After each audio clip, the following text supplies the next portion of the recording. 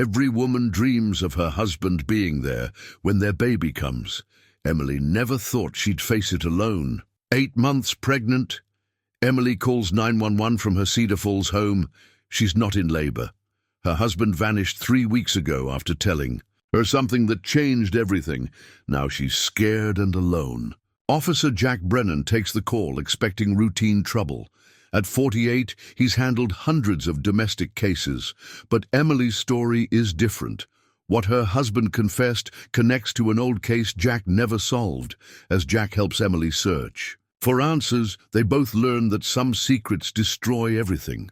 Some truths hurt more than lies, but sometimes facing the truth is the only way forward. What could be so terrible that a man would abandon his pregnant wife? Before we jump back in, tell us where you're tuning in from. And if this story touches you, make sure you're subscribed, because tomorrow I've saved something extra special for you. The porch light cast shadows across the Matthews house as Jack Brennan pulled into the driveway. October nights in Cedar Falls carried a chill that settled deep, reminding you winter wasn't far behind. He'd driven these streets for over 2 decades, but tonight felt different. The front door opened before he could knock. Emily Matthews appeared, one hand pressed against her swollen belly, the other gripping the frame for support. Even in dim light, Jack could see she'd been crying. "Officer." "Brennan?" Her voice wavered. "Yes, ma'am." "You called about your husband." The living room told a story of interrupted life. A baby mobile sat half-assembled on the coffee table. Children's books were stacked beside a rocking chair. On the mantel, a wedding photo showed Emily beaming beside. A tall man with kind eyes, David Matthews, quiet type, worked at the hardware store. "Coffee?" Emily asked, moving carefully to the kitchen. "Please." Jack settled into a chair, pulling out his notepad. "Tell me what's happening." "David's been gone 3 weeks. He just left." Emily returned with steaming mugs, settling into the rocking chair like it was the only safe place left. "Any arguments? Signs he was planning to leave?" "We never fought. David was the kindest man I'd ever met. Patient, gentle, especially about the baby. We tried so long to get pregnant." Emily's voice carried exhaustion. "The night before he left, David looked at me with such sadness, like his heart was breaking. Then he told me something that changed everything." Jack waited, recognizing the moment when someone decides whether to jump off a cliff. "David told me his real name isn't David Matthews. He said he's been living under a false identity for over 20 years. Said there were terrible things about his past he could never tell me. Then he walked away." Jack felt something cold settle in his stomach. False identities weren't common in small towns. They usually meant someone was running from something big. "Any specifics about his past?" He said, "The less I knew, the safer I'd be. But I'm 8 months pregnant. How do I raise a baby not knowing if my husband's coming back, not knowing who he really is?" The wedding photo seemed to mock them both. Jack studied Emily's face, seeing his own daughter 20 years ago. The same confusion, the same desperate need for answers. "Heard from him since?"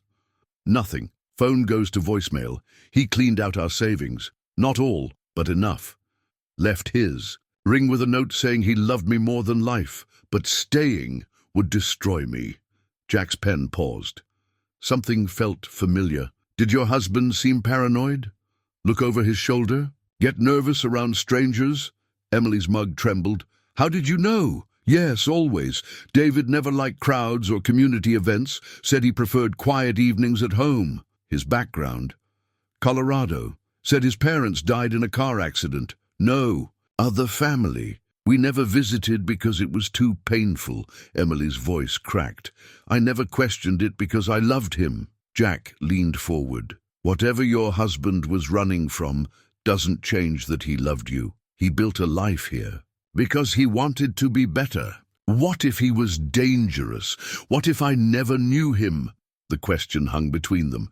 Jack had learned people were complicated, that good and evil rarely came pure. But his instinct said David's story felt more tragic than sinister. "Let me check things out. You shouldn't be alone." "Someone who can stay with you?" "My sister in Portland. She calls daily, worried. But I keep saying David's away on business because I can't explain this. Jack stood, placing his card on the table. Call her tonight. And Emily, call me if anything. Feels wrong. Don't worry about the time. At the door, Emily asked, do you think he'll come back? Jack paused, looking at this woman carrying new life while her world collapsed.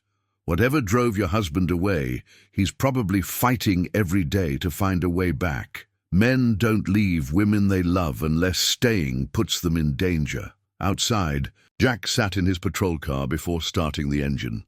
27 years had taught him to recognize the weight of secrets. David Matthews was carrying something heavy enough to break his own heart in the name of love. As he drove past the hardware store and the park where David probably imagined pushing his child on swings, one thought circled back: false identities. Paranoid behavior, a man who disappeared rather than let his past touch his family. It reminded him of a case, an old case, one never solved. Jack couldn't sleep. He sat in his kitchen at 2 a.m, nursing his third cup of coffee and staring at Emily's case notes. Something nagged at him.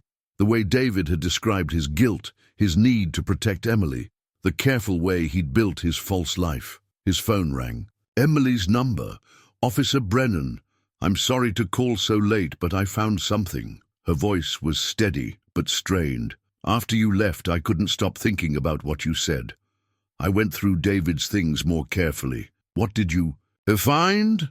A letter, hidden in the tool shed behind some paint cans. I think he meant for me to find it eventually. Jack was already reaching for his keys. I'm on my way. 20 minutes later, he sat in Emily's living room holding a handwritten letter. David's careful script covered 2 pages, and with each line Jack read, the cold feeling in his stomach grew stronger. My dearest Emily, if you're reading this, then I've found the courage to leave, though it's tearing my heart apart. I know you'll hate me for abandoning you and our child, but I pray someday you'll understand I had no choice. My real name is Daniel Walsh. 23 years ago, when I was 16, I witnessed something that changed my life forever. I saw my father murder a young woman named Sarah Chen. She was 23, a college student working her way through school. She was beautiful and kind, and she died because she was in the wrong place at the wrong time. Jack's hands trembled slightly. Sarah Chen. He remembered her, brown eyes, sweet smile, working at the campus bookstore while studying elementary education. Found in Riverside Woods with multiple stab wounds. The case that haunted his first year as a detective. I was supposed to be at basketball practice that night, but I'd skipped to meet friends. When I came home early, I heard screaming from the basement. I crept down and saw my father standing over her body. There was so much blood, Emily, so much blood. He saw me there, told me if I ever said anything, he'd kill me too. Said I was an accessory now because I'd helped him carry her to his truck. I was 16 and terrified. I believed him. We buried her in the woods that night. My father made me watch, made me help, said it would keep me quiet. For 2 years after that, I lived in hell, knowing what he'd done, knowing I was too afraid to speak up. Every time I saw her picture on missing person flyers around town, I felt like I was dying inside. Emily was crying quietly, one hand pressed to her mouth. Jack continued reading, his mind racing through the implications. When I turned 18, I ran, took money from my father's safe and disappeared. I was so young, Emily. I thought if I ran far enough, the guilt would stop following me. I was wrong. I've spent 23 years trying to become a man worthy of redemption. When I met you, I thought maybe God was giving me a second chance. You made me believe in goodness again, in the possibility that someone could love even a broken soul like mine. But now with our baby coming, I can't live with this lie anymore. You deserve better than a coward who let an innocent woman's killer walk free. Sarah Chen deserves justice, even if it's 23 years too late. I'm going to turn myself in, but first, I need to make sure you're safe. My father died 5 years ago. Cancer took him, though I sometimes think it should have been me. But there might be others who don't want the truth to come out. Small towns have long memories and complicated loyalties. I love you more than my own life, Emily. I love our child with a fierce protectiveness I never knew existed. That's why I have to leave. That's why I can't let my sins touch your innocent hearts. Please forgive me if you can. Please tell our child that their father loved them enough to do the right thing, even when it was too late. Forever yours, Daniel. The room fell silent, except for Emily's quiet sobs. Jack folded the letter carefully, his mind already connecting. Pieces he'd carried for decades. Thomas Walsh, he remembered the name now. Worked construction, kept to himself after his wife died. Had a teenage son who disappeared one summer. Jack had always assumed the kid ran away from grief, never connected it to Sarah's case. Emily, I need to ask you something important. Jack's voice was gentle but urgent. Has anyone been asking questions about David lately? Anyone showing unusual interest in your family? She wiped her eyes with a tissue. What do you mean? Strangers coming by. People asking about your husband's work schedule, your routines. Phone calls that hang up when you answer. Emily's face went pale. There have been some calls, and last week a man came by asking about David, said he was from his old job in Colorado, wanted to catch up. I told him David wasn't home, and he left quickly. Jack's training kicked in. What did this man look like? Older, maybe 60. Gray hair, expensive clothes. He drove a black sedan with out-of-state plates. I remember thinking it was strange. David never mentioned friends from Colorado. The pieces were falling into place with terrifying clarity. Someone else knew about Daniel Walsh's connection to Sarah Chen's murder. Someone who didn't want old secrets exposed. Emily, I need you to pack a bag. You're not staying here tonight. What? Why? Jack stood, already reaching for his radio, because if someone's been tracking your husband and knows his real identity, they might see you as a loose end, and with David gone, you're vulnerable. Emily struggled to her feet, panic rising in her voice. Are you saying someone might try to hurt me? The baby? I'm saying we're not taking any chances. Jack called for backup, then turned back to Emily. Does anyone else know about this letter? No. You're the first person I've told. I haven't even called my sister back. Good. Let's keep it that way for now. Jack helped Emily gather essential items, his mind already working through the case file he'd memorized years ago. Sarah Chen, found in Riverside Woods. Multiple stab wounds. No witnesses, no solid leads. Thomas Walsh had been questioned as a matter of routine. He'd done some work at the college, but nothing had connected him to the crime. Now Jack knew why. The killer had been hiding in plain sight, protected by a terrified son's silence and a small town's assumptions about grief and loss. As Emily packed, Jack called his captain. Sir, I need to reopen the Sarah Chen case. I have new evidence, significant new evidence. Jack, that case is over 20 years old. I know, sir, but I think we're about to solve it, and I think there might be others involved, people who want to keep it buried. Through the window, Jack noticed a car parked across the street that hadn't been there when he arrived. Dark sedan, engine running. His hand moved instinctively to his weapon. Emily, we need to go. Now. The police station's basement storage room smelled of dust and forgotten time. Jack pulled the cord on a bare bulb, casting harsh shadows across rows of file boxes. He'd been down here many times over the years, but never with such urgency. Chen. Sarah, case 118-998-4471. His fingers found the worn file box, heavier than he remembered. The case that had defined his early career, the one that taught him how failure could hollow out a man's confidence. Back at his desk, Jack spread the contents across the surface. Crime scene photos, witness statements, evidence logs, all the pieces of a puzzle he'd never been able to solve. Sarah's face looked back at him from her driver's license photo, young and hopeful, unaware that her future had already been stolen. The medical examiner's report hadn't changed. Multiple stab wounds, defensive injuries on her hands and forearms. She'd fought hard. The killer had been strong, determined. Jack remembered the crime scene, too clean, too organized. This wasn't a crime of passion. It was calculated. His phone rang. "Brennan, Jack, it's Captain Morrison. Where are we with the Matthews situation?" "She's safe at the Comfort Inn under protective watch. But Cap, this case is bigger than a missing husband. I'm looking at evidence that could solve Sarah Chen's murder. The college girl from '98? Jack, that's ancient history. Not anymore. I need to bring in the forensics team, re-examine evidence, and I need authorization for round-the-clock protection on Emily Matthews." Morrison sighed. "You've got 24 hours to show me something solid. After that, I'm pulling resources." Jack hung up and returned to the files. Thomas Walsh's interview transcript was thin, routine questions, standard answers. He'd claimed to be home the night Sarah disappeared, watching television. No alibi that could be verified, but no evidence against him either. Now Jack read between the lines differently. Walsh had been calm, cooperative, too cooperative. Most innocent people showed some emotional response when questioned about a brutal murder. Walsh had been steady as stone. His computer chimed.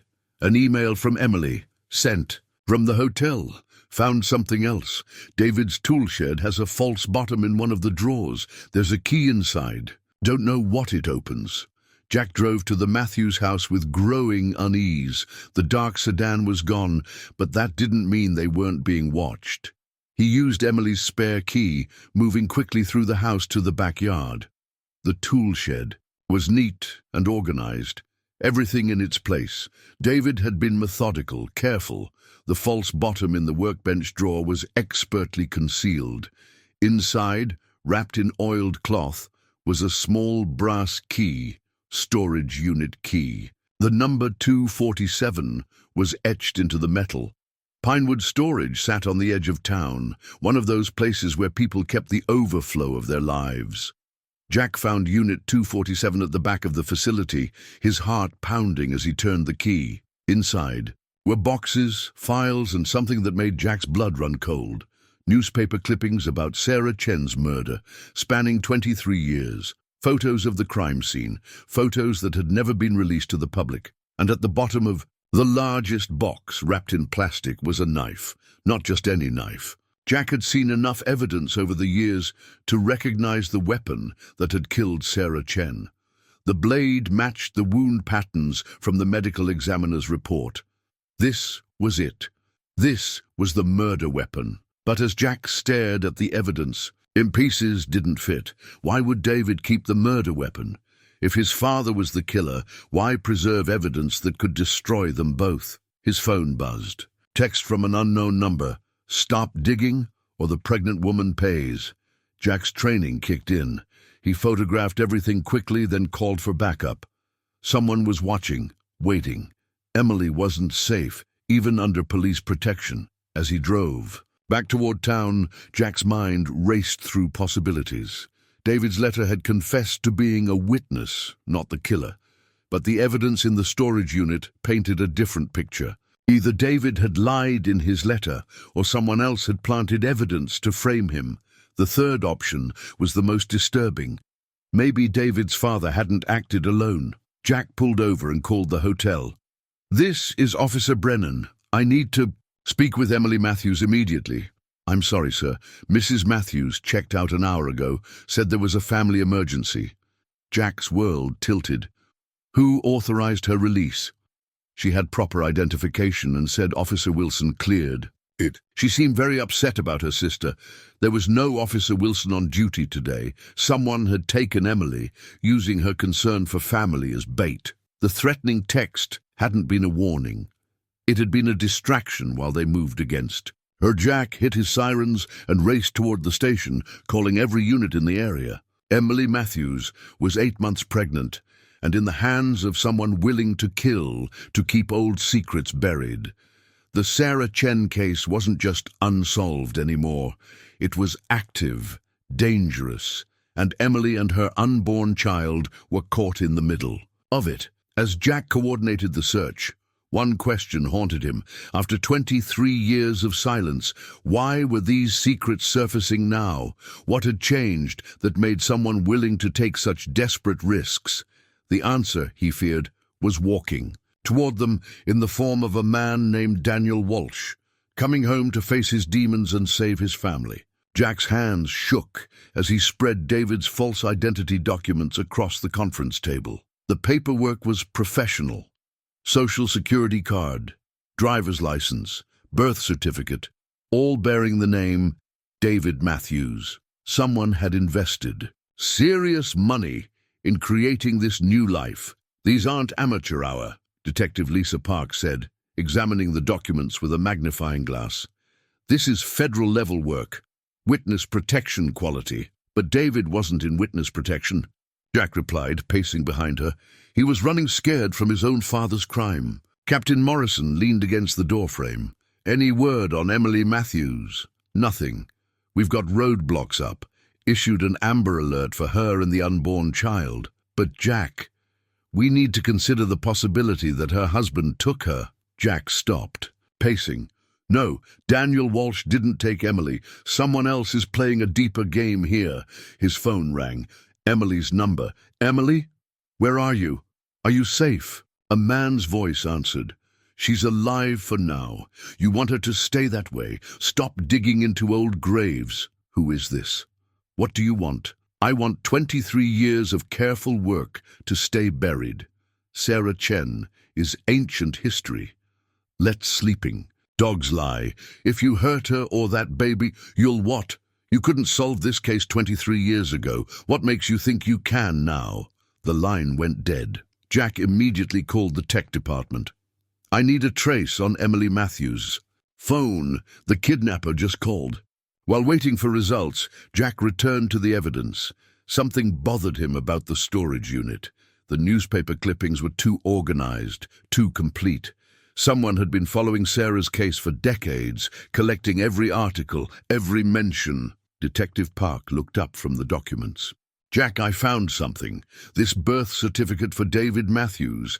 It belongs to a real person, a baby who died in Colorado in 1975. Identity theft? More than that. Someone researched deceased infants and built a complete false history. This took planning, resources, connections." Jack's phone buzzed with a text from the tech department. Phone trace led to cell tower near Riverside Woods.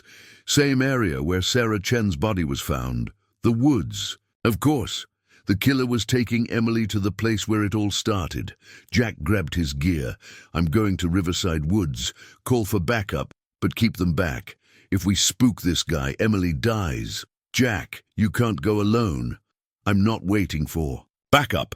That woman is having contractions from stress, and she's 8 months pregnant. Every minute counts."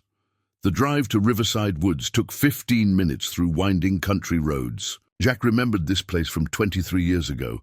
Dense forest, hiking trails, isolated enough that screams wouldn't carry. He parked a half-mile away and approached on foot, weapon drawn. The afternoon sun filtered through bare branches, creating patterns of light and shadow that could hide anything. A car sat at the old trailhead parking area. Black sedan, just like Emily had described. Jack circled wide, staying in the tree line. He heard Emily's voice before he saw her. "Please, I'm having contractions. The baby isn't due for another month, but the stress—" "Shut up." A man's voice. Older? Gravelly. "This is your husband's fault. If he'd stayed hidden, none of this would be necessary." Jack crept closer until he could see them. Emily sat on a fallen log, hands bound, face pale with pain. The man holding her was indeed older, grey-haired, wearing expensive clothes. He held a pistol loosely, like someone comfortable with violence. "Thomas Walsh protected his family for 40 years, the man continued. "Built this community, gave jobs to good people. I won't let one coward's guilty conscience destroy that. Legacy." Jack's mind raced. This wasn't Thomas Walsh. He died years ago. This was someone else, someone with a vested interest in keeping the murder covered up. "Who are you?" Emily asked, wincing through another contraction. "I'm the man who cleaned up Thomas's mess 23 years ago. Helped him cover his tracks, kept the investigation focused elsewhere. Your husband's father was careless, left too much evidence. But I'm thorough." Jack raised his weapon, but Emily was too close. Any shot risked hitting her. Thomas paid me well over the years, the man continued. But when he got sick, he started talking about confessions, about clearing his conscience. Had to handle that situation too. Emily's eyes widened. You killed David's father? Cancer killed Thomas Walsh. I just helped it along, made sure he took his secrets to the grave. The man checked his watch. Too bad your husband didn't learn the same lesson about keeping quiet. Jack stepped into the clearing, weapon raised. Police, put down your weapon. The man spun, pulling Emily up as a shield. Officer Brennan, I was wondering when you'd show up, still playing hero after all these years. Let her go. She's innocent in this. Nobody's innocent. Thomas understood that. Some secrets are worth protecting, no matter the cost. Emily cried out, doubling over. Something's wrong. The baby... Jack saw his chance as the man's attention shifted to Emily's distress. He took the shot. The man dropped, clutching his shoulder. Jack kicked the pistol away and knelt beside Emily, who was breathing heavily through contractions. It's okay, Emily. You're safe now. The baby's coming, she gasped. It's too early, but I can't stop. Jack radioed for an ambulance while zip-tying the wounded man's hands. What's your name? Richard Carver, and you just destroyed 40 years of careful work. You mean 40 years of covering up murder. Carver laughed bitterly. You think Thomas Walsh was some monster? He was protecting his family, his community. Sarah Chen was blackmailing him. Emily looked up, pain momentarily forgotten. That's a lie. Is it? Your precious husband never told you the whole story. Sarah found out about Thomas's construction business, how he was cutting corners on the college dormitory project. She threatened to expose him unless he paid her. Jack felt the familiar tug of doubt that had plagued the original investigation. Even if that's true, it doesn't justify murder. Thomas panicked. One moment of poor judgment, and she was dead. But he had employees, families depending on him. I helped him cover it up to protect dozens of innocent people. The ambulance sirens grew louder. Emily gripped Jack's hand. Don't listen to him. David would never lie to me about something this important. Carver's eyes narrowed. Your husband lied about everything else.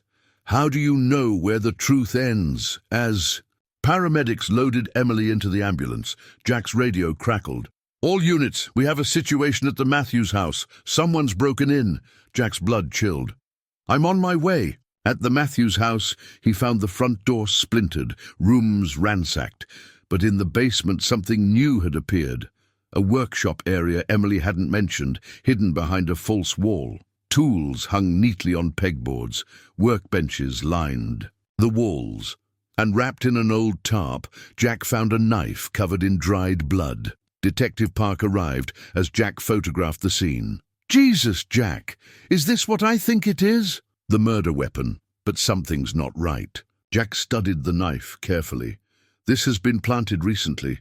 Look at the dust patterns around where it was lying. Someone wanted us to find it. Question is, was it Carver trying to frame David, or David leading us to evidence? Park's radio buzzed. Detective Park, we've got a situation at the hospital. The pregnant woman's asking for Officer Brennan, says she remembered something important. At the hospital, Emily was in a private room, monitors beeping steadily around her. Her contractions had stopped, but she looked exhausted. The doctors gave me something to stop the labor, she said weakly. But Jack, I remembered something. That night before David left, he was on the phone with someone. I thought it was work, but now... What did you hear?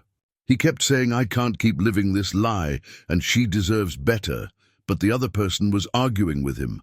I heard them shouting through the phone. Jack leaned forward. Male or female voice? Male, older. And Jack, David called him. By name. Emily's eyes filled with tears. He called him Uncle Richard. The pieces crashed together in Jack's mind. Richard Carver wasn't just some hired cleaner. He was family.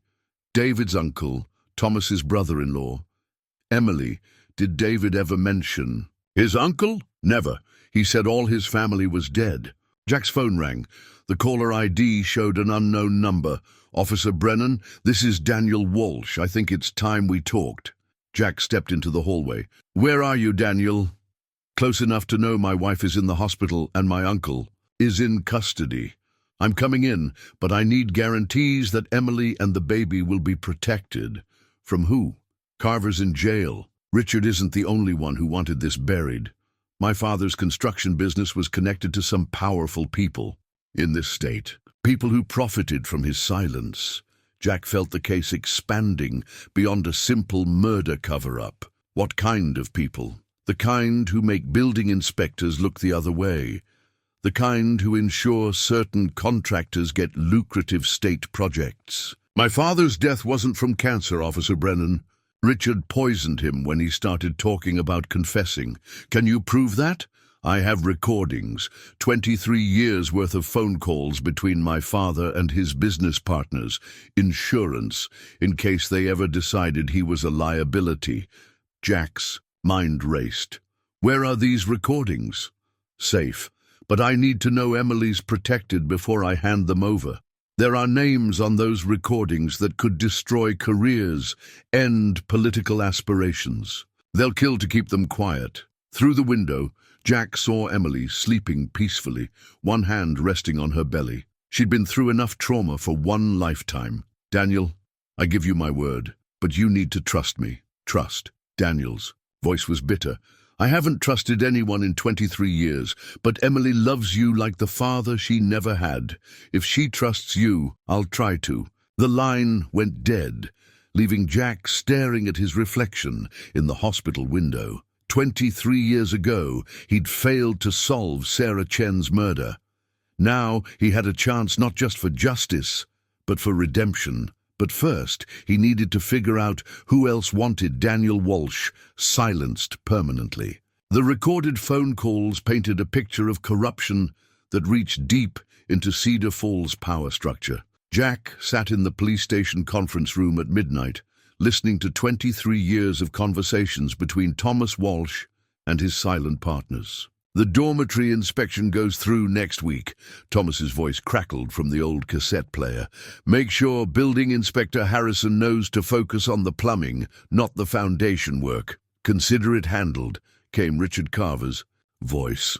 "The mayor's already had a word with him." Jack paused the recording. Mayor Patricia Hendricks had been in office for over 20 years. If she was involved in the cover-up, it explained why the Sarah Chen investigation had been quietly shelved. Detective Park looked up from transcribing notes. "This is conspiracy at the highest levels. They weren't just covering up a murder. They were running a systematic fraud operation." Jack fast-forwarded through hours of recordings, stopping when he heard Sarah's name. "The Chen girl is becoming a problem." Thomas's voice was strained. "She's asking too many questions about the foundation work, wants to see the original engineering." "Reports! Can't you handle one college student?" Richard's voice carried an edge. "She's not backing down. Says she'll go to the State Building Commission if I don't provide answers."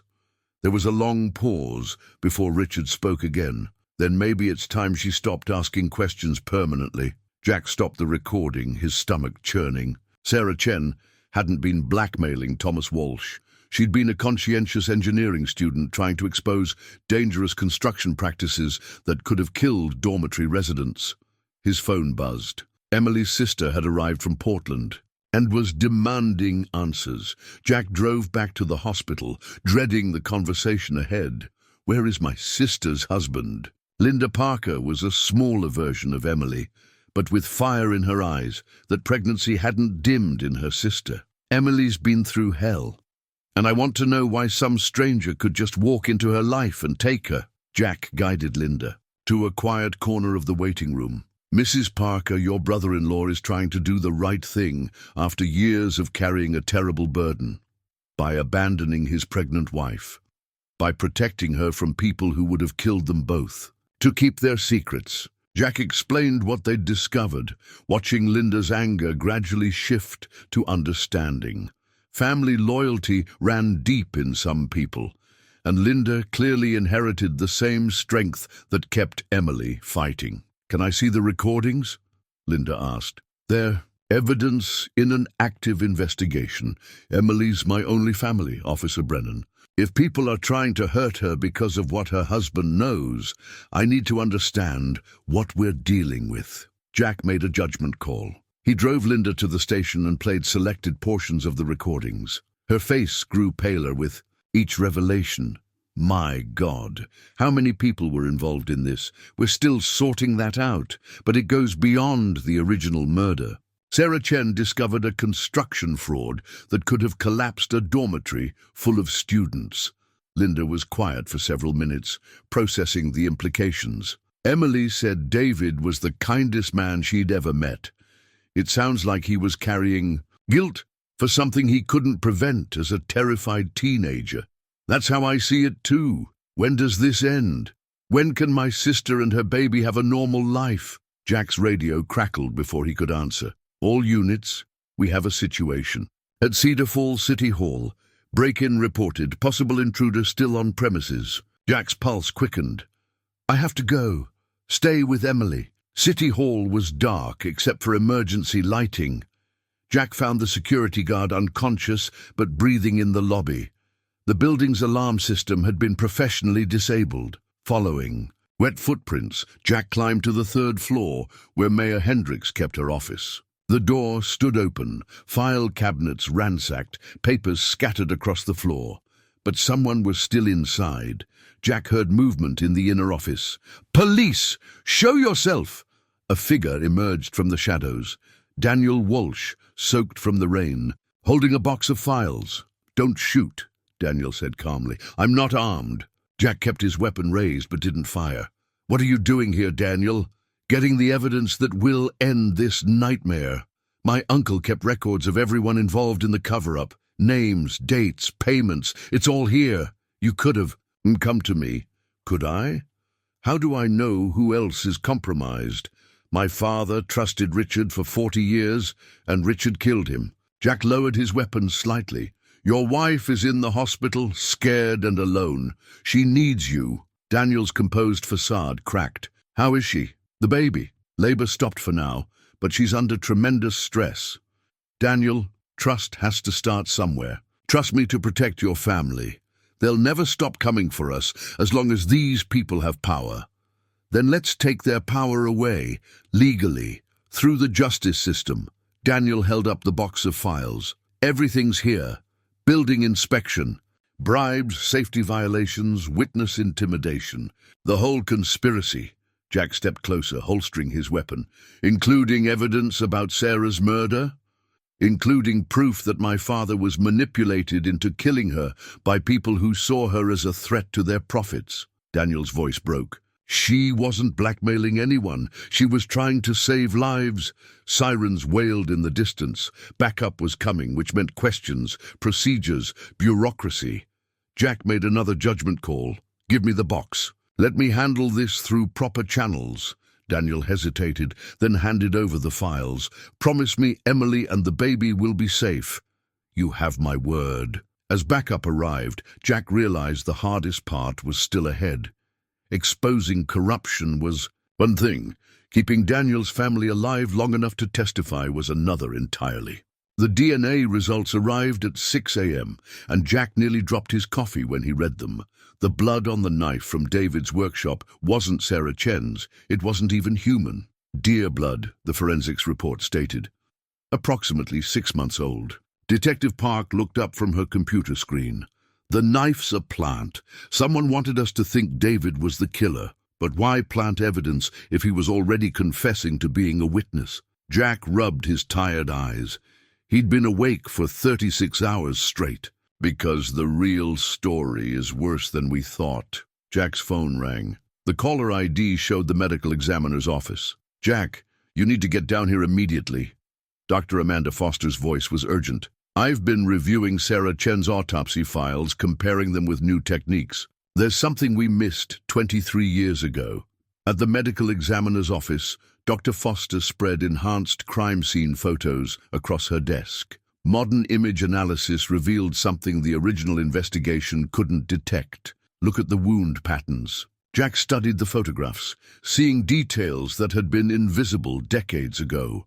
The killer was left-handed, Dr. Foster continued. The angle of the wounds, the depth pattern, It's conclusive. Thomas Walsh was right-handed, Jack said slowly. I remember him signing statements during the original investigation. Then Thomas Walsh didn't kill Sarah Chen. The revelation hit Jack like a physical blow. 23 years of assumptions collapsed in a moment. If Thomas didn't kill her, then who did? Dr. Foster pulled up another file. I ran the DNA from under Sarah's fingernails through the updated database.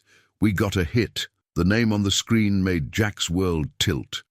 Richard Carver. Richard killed Sarah, not Thomas. Jack breathed. But why? Did Thomas cover for his brother-in-law? Maybe he didn't know. Maybe Richard convinced him he was protecting the family. Jack's mind raced through the implications. Daniel had spent 23 years carrying guilt for his father's crime, but his father was innocent. Richard Carver had manipulated everyone. Thomas, Daniel, even the investigation. But there was more. Jack called the hospital. I need to speak with Richard Carver immediately. I'm sorry, Officer Brennan. Mr. Carver was released an hour ago. Released? On whose authority? Judge Harrison signed the release order. Mr. Carver posted bail. Judge Harrison. Jack remembered that name from the recorded conversations. The same Harrison who'd been building inspector 23 years ago, now sitting on the county bench. Jack grabbed his keys. Park, put out an APB on Richard Carver. Consider him armed and extremely dangerous. Where are you going? To get Daniel Walsh before Richard finds him first. The drive to City Hall took 8 minutes with sirens blaring. Jack found Daniel in an interview room, looking exhausted but determined. Daniel, we need to talk. Your father didn't kill Sarah Chen. Daniel's face went white. What? Richard killed her. Your father was covering for his brother-in-law, probably without knowing the full truth. The evidence proves Thomas was innocent. Daniel buried his face in his hands. 40 years. 40 years of guilt and shame. And my father was innocent. Richard's been released on bail. He knows we have the recordings, knows his empire is crumbling. Where would he go? I don't know. I haven't seen him since I was 18. Jack's phone buzzed with a text from an unknown number. Riverside Woods. Come alone, or Emily dies. You have 1 hour. Daniel saw Jack's face. What is it? He has Emily. That's impossible. She's in the hospital under protection. Jack was already running toward his car, Daniel close behind. The protection was compromised. Judge Harrison probably signed an order to move her. At the hospital, Jack's worst fears were confirmed. Emily's room was empty, the security guard unconscious. The duty nurse was in tears. 2 men in suits showed official paperwork, she explained, said they were moving her to a secure facility for her protection. Judge Harrison's signature was on everything. Daniel gripped Jack's arm. We have to find her. The baby could come any time. I know where she is, but Daniel, I need you to understand something. Richard killed Sarah Chen to protect a corruption scheme worth millions. He'll kill Emily and the baby without hesitation. Daniel's jaw set with determination. Then we stop him. As they drove toward Riverside Woods, Jack called for backup but ordered them to stay back. Richard was desperate enough to kill hostages at the first sign of police presence. Daniel, there's something else you need to know. Your uncle didn't just manipulate your father. He's been manipulating you, too. What do you mean? The storage unit with all the evidence. Richard set that up. He wanted you to find it, wanted you to think your father was the killer. It was psychological. Torture, designed to keep you running and silent. Daniel stared out the windshield. He destroyed my entire life based on a lie. But you built something good anyway.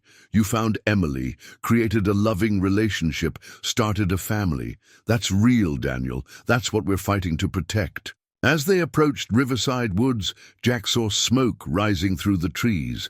Richard wasn't just planning to kill Emily. He was planning to destroy all the evidence, burn down everything that connected him to Sarah's murder. The final confrontation was waiting in the same woods where an innocent young woman had died 23 years ago. This time, Jack was determined to get justice right. Smoke drifted through the October air as Jack and Daniel approached Riverside Woods on foot. Jack had parked a quarter-mile away, leaving his radio with backup instructions to wait for his signal. One wrong move, and Emily would die. Stay behind. Me, Jack whispered, checking his weapon. Richard's desperate. He's got nothing left to lose. Daniel pulled a folded map from his pocket. I know these woods. Spent summers here as a kid before everything went wrong. There's an old ranger cabin. About half a mile in. If I were going to hide someone, that's where I'd go. The map was hand-drawn, detailed with trails and landmarks only a local would know. Daniel's penmanship was careful, methodical, the same handwriting from the confession letter. You drew. This recently, Jack observed. Last month. I was planning to bring Emily here for a picnic when the baby was older. Wanted to show her the place where I learned to fish with my dad. Daniel's voice carried deep sadness. Back when I still believed he was a good man. Jack studied Daniel's face. He was a good man. Good men sometimes make terrible choices when they're scared, but that doesn't erase their essential nature. How? Do you know? Because good men raise sons who spend 23 years trying to make amends for crimes they didn't commit. They moved through the forest carefully, following deer trails and avoiding the main hiking paths.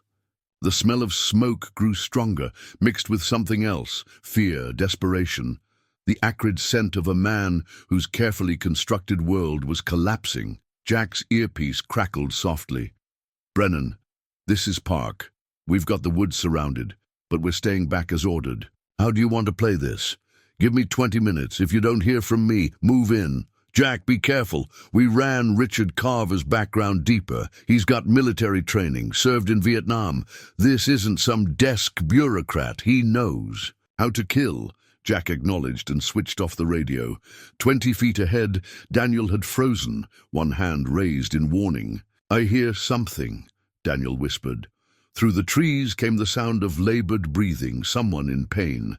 Emily's voice trying to stay calm despite obvious distress. Please, the contractions are getting stronger. I need to get to a hospital. Shut up. Richard's voice was harsh, strained. This ends today. 23 years of careful work, destroyed by one coward's guilty conscience. Jack and Daniel crept closer until they could see the old ranger cabin. Smoke poured from the chimney. Richard was burning evidence. Emily sat on the cabin's front steps, hands zip-tied, clearly in early labor. Richard paced nearby, a pistol in one hand, his cell phone in the other. He was making calls, probably trying to coordinate with his remaining allies. Judge Harrison isn't answering, Richard said into the phone. Neither is Mayor Hendricks. I think they're cutting me loose. Emily gasped and doubled over. Something's wrong. The pain is different. I don't care about your baby, Richard snapped. Your husband should have thought about consequences before he decided to play hero. Jack signaled Daniel to circle around the cabin's back while he approached from the front. But as Daniel moved through the undergrowth, a branch snapped under his foot. Richard spun toward the sound, weapon raised. I know you're out there, Danny boy. Come on out and face your uncle. Jack held his breath.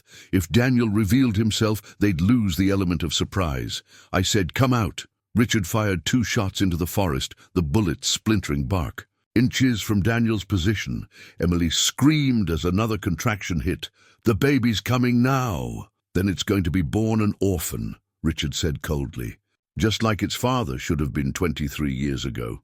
Jack could see Daniel's position from where he crouched. The younger man's face showed a mixture of rage and determination. Jack recognized that look. He'd worn it himself as a young officer facing down his first dangerous situation. Richard continued his monologue, the words of a man justifying decades of choices. Your father was weak, Danny. Couldn't handle what needed to be done. Sarah Chen was going to destroy everything we'd built. All those jobs, all those families depending on Walsh construction. So you killed her. Daniel's voice emerged from the forest, strong and clear. I protected what mattered. Your father never understood that sometimes good men have to do terrible things for the greater good. Jack saw his chance. While Richard focused on Daniel's voice, he moved closer to the cabin, using the smoke as cover. You manipulated my father, Daniel continued, still hidden. Made him think he was protecting the family business when really you were protecting yourself. Your father was naive. He actually believed we could confess, make amends. At 65 years old, he wanted to clear his conscience. Richard's laugh was bitter. So I cleared it for him permanently. Emily's breathing became more labored. Please, I need help. The baby's not waiting. Jack reached the cabin's side wall. Through a grimy window, he could see the interior filled with smoke and burning documents, years of evidence turning to ash. Why frame David? Jack called out, revealing his position. If you wanted him dead, why not just kill him? Richard pivoted, now trying to watch two directions at once. Officer Brennan, still playing the White Knight after all these years. Answer the question. Because Danny running scared served my purposes. As long as he stayed hidden, he couldn't challenge the official story. But when he started talking about coming home, about being a father, Richard shrugged. Some problems require permanent solutions. Jack could see Daniel moving through the trees, getting closer to the cabin. So you planted evidence to frame him for his father's supposed crime. Evidence I've been saving for 23 years, waiting for the right moment to use it. Emily cried out again, and this time there was urgency in her voice that made Jack's blood run cold. The baby was coming whether they were ready or not. Richard, Jack said, stepping into the open with his hands visible but weapon ready. This ends now. Emily needs medical attention. This ends when I say it ends. Richard pressed the gun to Emily's head. Drop your weapon, Officer Brennan. You too, Danny. I know you're armed. Jack hesitated. Protocol said never surrender your weapon. But Emily was going into full labor, and every second counted. Daniel emerged from the forest, hands raised. Let her go, Uncle Richard. This is between us. No, boy, this is about family loyalty. Something you never understood. Emily's water broke with a rush that soaked the cabin steps. She looked at Jack with desperate eyes. I can't wait. The baby's coming now. Richard Carver stood at the center of 23 years of lies, holding a gun to the head of an innocent woman in labor. Around him, his empire of corruption burned to ash. Jack made his choice. Jack dropped his weapon and kicked it away, hands raised. You win, Richard. Just let Emily get medical help. Nobody wins today, Richard said, but his grip on the pistol loosened slightly. Too many secrets, too much blood. Emily screamed as another contraction hit. Daniel started toward her instinctively, but Richard swung the gun toward him. Stay back. She's having the baby right now, Daniel pleaded. Whatever happens to me, please let someone help her. Richard's face showed the strain of a man whose carefully ordered world had collapsed in days. Your father used to beg like that, begged me not to kill Sarah, begged me to find another way. But you killed her anyway, Jack said, taking a small step forward. I had no choice. She was going to expose the whole operation. Dozens of families would have lost their livelihoods. So you let my father carry the guilt. Daniel's voice was quiet, deadly. Your father was weak. He actually thought he could live with knowing the truth. So I gave him a different truth, that he'd killed her in a moment of panic. Emily's breathing became rapid, shallow. Jack, something's wrong. The baby's not positioned right. Jack had delivered one baby in his career, a roadside emergency that still gave him nightmares. But Emily needed help now, not after this standoff. Ended? Richard, if this baby dies, you'll face murder charges for 2 victims, Jack said. Let me help her. Nobody moves until I say so. From Emily's position on the steps, a small leather object fell from her pocket. Sarah Chen's locket, the one Daniel had been carrying, planning to return to her family. Richard saw it, and his face went white. Where did you get that? Daniel's eyes met Jack's. They both understood. The locket was Richard's confession, his trophy from the murder he'd hidden for 23 years. I took it from my father's things, Daniel said carefully. Found it in his workshop after he died. That's impossible. I searched that workshop myself. Emily gasped and doubled over completely. The baby's coming. I can feel the head. Jack knew they were. Jack dropped his weapon and kicked it away, hands raised. "You win, Richard. Just let Emily get medical help." "Nobody wins today," Richard said, but his grip on the pistol loosened slightly. Too many secrets. Too much blood. Emily screamed as another contraction hit. Daniel started toward her instinctively, but Richard swung the gun toward him. "Stay back. She's having the baby right now," Daniel pleaded. "Whatever happens to me, please let someone help her." Richard's face showed the strain of a man whose carefully ordered world had collapsed in days. "Your father used to beg like that. Begged me not to kill Sarah. Begged me to find another way. But you killed her anyway," Jack said, taking a small step forward. "I had no choice. She was going to expose the whole operation. Dozens of families would have lost their livelihoods. So you let my father carry the guilt." Daniel's voice was quiet, deadly. "Your father was weak. He actually thought he could live with knowing the truth. So I gave him a different truth, that he'd killed her in a moment of panic." Emily's breathing became rapid, shallow. "Jack, something's wrong. The baby's not positioned right." Jack had delivered one baby in his career, a roadside emergency that still gave him nightmares.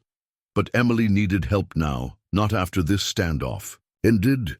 Richard, if this baby dies, you'll face murder charges for 2 victims, Jack said. "Let me help her." "Nobody moves until I say so." From Emily's position on the steps, a small leather object fell from her pocket. Sarah Chen's locket, the one Daniel had been carrying, planning to return to her family. Richard saw it, and his face went white. "Where did you get that?" Daniel's eyes met Jack's. They both understood. The locket was Richard's confession, his trophy from the murder he'd hidden for 23 years. "I took it from my father's things," Daniel said carefully. "Found it in his workshop after he died." "That's impossible. I searched that workshop myself." Emily gasped and doubled over completely. "The baby's coming. I can feel the head." Jack knew they were out of time. "Richard, put the gun down and help us, or watch an innocent baby die because of your choices." For a moment, something human flickered in Richard's eyes. The man who'd spent decades justifying murder for the greater good faced the reality of letting a newborn die for the same warped logic. "I never wanted innocents to suffer," he said quietly. "Then don't let them," Daniel said. "Help us save a child." Richard's gun hand wavered. In that moment of uncertainty, Jack saw his chance. He dove forward, tackling Richard around the waist. The gun fired skyward as both men hit the ground hard. Jack felt Richard's age working against him. The older man's reflexes were slower, his strength diminished by years of desk work. But Richard fought with the desperation of a cornered animal. He drove an elbow into Jack's ribs, rolled away, and scrambled for the fallen weapon. Daniel was already moving. He kicked the gun away from Richard's reaching fingers, then dropped to his knees beside Emily. "It's okay, love. I'm here now." Emily's eyes filled with tears as she gripped his hand. "I knew you'd come back. I never left. Not really." Daniel looked at Jack, who was zip-tying Richard's hands behind his back. "Officer Brennan, we need to get her to a hospital." Jack was already on his radio, calling for emergency medical transport. But as Emily cried out again, he realized they might not have time.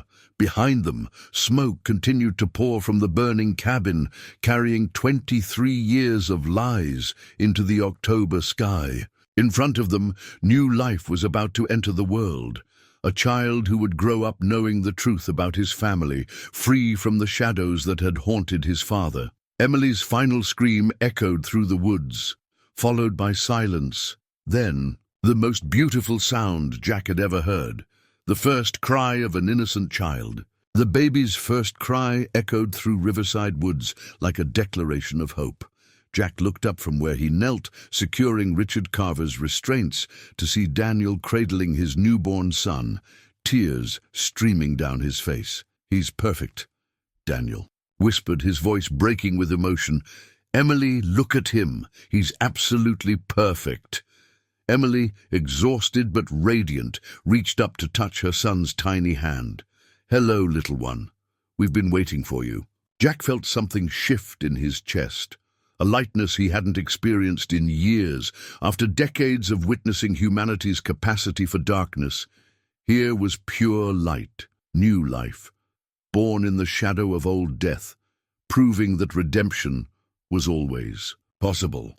"The paramedics are 2 minutes out," Jack reported, his radio crackling with updates. "But it looks like this little guy couldn't wait." Richard Carver, bleeding from his shoulder wound and secured with zip ties, watched the scene with hollow eyes. 23 years, he muttered. "All of it for nothing." "No," Daniel said firmly, looking up from his son. "Not for nothing. This child exists because of every choice that led to this moment. Even the wrong ones brought us here." Jack helped Emily into a more comfortable position against a tree trunk, using his jacket as a blanket for the baby.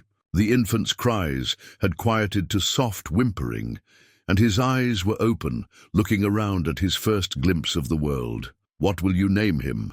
Jack asked. Daniel and Emily exchanged a look, one of those wordless conversations that only couples in deep love could have. "Thomas," Emily said softly. "Thomas Walsh, after his grandfather, who made mistakes but wasn't the monster everyone thought he was." Richard made a bitter sound. "Your father was weak, Danny. Always weak." "My father was human," Daniel replied, without anger. "He carried guilt for a crime he didn't commit because he loved his family more than his own peace of mind. That's not weakness. That's sacrifice." The sound of approaching helicopters grew louder. Jack could see medical personnel hiking up the trail with emergency equipment. Soon this clearing would be filled with people, questions, and the machinery of justice. But for now, there was just this: a family reunited, a truth finally told, and a child who would grow up knowing his father was a man who chose to do the right thing even when it cost him everything. "Officer Brennan," Daniel said, carefully shifting the baby to one arm and extending his other hand. "Thank you for believing Emily when she called for help, for not giving up on an old case, for seeing that sometimes the truth is worth the pain of knowing it." Jack shook Daniel's hand, feeling the weight of 23 years lifting from his shoulders. "Your family saved each other. I just helped clear the path." Emily smiled up at them both. "He needs to know what his grandfather was really like. Not the lies Richard told, but the truth. That Thomas Walsh was a good man who got caught up in something bigger than himself." "The recordings will help with that," Jack said. "The real story, in your father's own words." As the paramedics entered the clearing and began their efficient work of checking mother and baby, Jack pulled Daniel aside. "There's going to be a lot of legal proceedings. Richard's confessing to Sarah's murder, but the corruption case involves a lot of powerful people. You and Emily might need to testify." Daniel nodded. "We'll do whatever it takes. Sarah Chen deserves justice, even if it's 23 years late." Jack watched as Emily was carefully loaded onto a stretcher, the baby nestled in her arms. The medical team worked with quiet competence, but there was no urgency now. Mother and child were healthy. The crisis had passed. Richard Carver was loaded onto a separate stretcher, his shoulder bandaged and his hands still secured. As they carried him past the new family, he looked down at the baby. "He'll never know the world I tried to protect," Richard said quietly. "Good," Daniel replied. "He'll know a better one." As the helicopters lifted off, carrying the Walsh family toward the hospital and Richard toward justice, Jack stood alone in the clearing where Sarah Chen had died 23 years ago. The autumn wind scattered more leaves across the forest floor, but the woods no longer felt haunted. Sometimes, he thought, the living could finally put the dead to rest simply by refusing to let their stories end with violence. His radio crackled with updates. Mayor Hendricks had been arrested at her home. Judge Harrison was being taken into custody, and the state attorney general was opening a comprehensive investigation into the corruption network. But Jack barely heard the details. He was thinking about Emily's words. He needs to know what his grandfather was really like. Thomas Walsh had died believing he was a killer, carrying guilt that wasn't his to bear. But his grandson would grow up knowing the truth, that even good men could be broken by fear, that love sometimes made people do terrible things, and that redemption was always possible for those brave enough to seek it. The clearing was quiet now, except for the wind in the bare branches. Jack took one last look around, then started the long walk back to his car. Behind him, the forest began its slow work of healing, covering the scars of old violence with new growth. Just as the Walsh family would heal, just as Cedar Falls would, recover from the revelation of its buried secrets. Some stories, Jack reflected, were worth the wait for their proper ending. 6 months later, Jack Brennan stood in his kitchen making coffee, watching the sunrise paint Cedar Falls in shades of gold and pink. The town looked the same from his window, but everything had changed. The corruption trials were winding down. Mayor Hendricks had been sentenced to 12 years for conspiracy and obstruction of justice. Judge Harrison received 8 years and disbarment. Richard Carver, in exchange for his full cooperation and confession to Sarah Chen's murder, received life with the possibility of parole in 25 years. But those were just the legal resolutions. The real healing was happening in quieter ways. Jack's doorbell rang, and he opened it to find Emily standing on his porch, baby Thomas in her arms. The infant had grown into a chubby, alert 6-month-old, with his father's serious eyes and his mother's gentle disposition. "Morning, Jack," Emily said, stepping inside. "I hope you don't mind us dropping by so early." "Never," Jack replied, reaching for the baby. Thomas gurgled happily and grabbed Jack's finger with surprising strength. "Where's Daniel?" "Job interview at the community college. They need a new facilities manager, and his construction background makes him perfect for it." Emily settled into Jack's kitchen chair with the ease of family. "We wanted to show you something." She pulled a photograph from her purse, a professional family portrait taken at the hospital where Thomas was born. Daniel sat holding his son, Emily beside them, all three looking directly at the camera with quiet contentment. "It's beautiful," Jack said. "We're having it framed for you," Daniel insisted. Emily smiled. "He says you're Thomas's honorary grandfather, and grandfathers need pictures of their grandchildren." Jack felt something warm settle in his chest. At 48, he'd given up on having meaningful family connections. His own daughter lived across the country, their relationship cordial but distant. But here was Emily, offering him the gift of belonging. "There's something else," Emily continued. "We drove out to Riverside Woods yesterday. Daniel wanted to visit Sarah Chen's memorial. The memorial had been erected 3 months ago.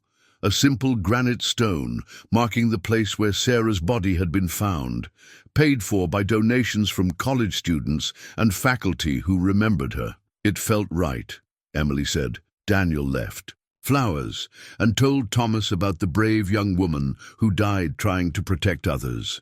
He said it was important for our son to know that his family's story includes her sacrifice. Jack bounced Thomas gently, marveling at how light and precious life could feel. "How is Daniel adjusting?" "Better every day. The nightmares are fewer. He's been going to counseling, working through all those years of carrying his father's supposed guilt." Emily paused. "Dr. Peterson says it will take time, but Daniel's strong, stronger than he knows. And you, how are you handling everything?" Emily was quiet for a moment, looking out the window at the town where she'd been born and raised. "I never imagined I'd be grateful for that night when I called 911. But I am. We were living a lie, Jack. A beautiful lie, but still a lie. Now, we're living the truth, and it's harder, but it's real." The coffee finished brewing, and Jack poured 3 cups, though Thomas was obviously too young for coffee. The gesture felt domestic, normal, the kind of morning routine Jack had always imagined having with family. "I have news too," Jack said. "Captain Morrison is retiring next month. He's recommended me for the position." Emily's face lit up. "Jack, that's wonderful. You deserve it. I'm not sure I'll take it. Been thinking about retiring myself, maybe. Doing some consulting work. Teaching at the police academy." "Why?"